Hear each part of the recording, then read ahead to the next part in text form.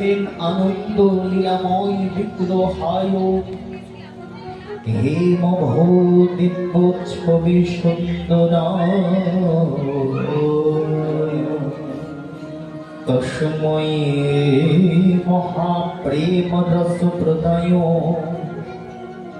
চৈতন্য চন্দ্রায় নমো নমস্তে।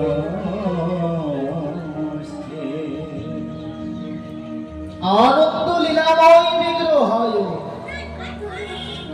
হে মহো দিব্য ছবি সুন্দরায়, যিনি আনন্দের লীলাময় পুরুষ। কিন্তু তাহলে যে গৌরকে কোন অবতারের মধ্যে বলবে কেমন করে? গৌর তো কোন অংশ, কলা, আবেশ এরকম অবতার নয়। ভগবান বলেছেন যদা যদা হি ধর্মস্য গ্লানির্ভবতি ভারত অভ্যুত্থানম অধর্মস্য তদাত্মানং সৃজাম্যহম পরিত্রাণায় সাধূনাং বিনাশায় চ দুষ্কৃতং ধর্ম সংস্থাপনার্থায় সম্ভবামি যুগে যুগে। আমি যুগে যুগে প্রকটিত হই, আমি যুগে যুগে অবতীর্ণ হই, যুগে যুগে আমি এসে উপস্থিত হই বটে,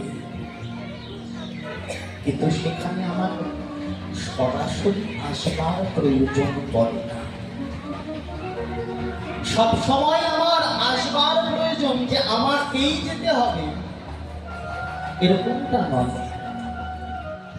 যখন যেমন ভাবে প্রয়োজন হয়, কখনো অংশ রূপে, কখনো কলা রূপে, কখনো আবেশ রূপে,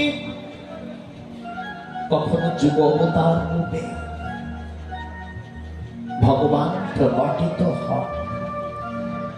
কিন্তু এবার ভগবান কেমন ভাবে প্রকটিত হয়েছে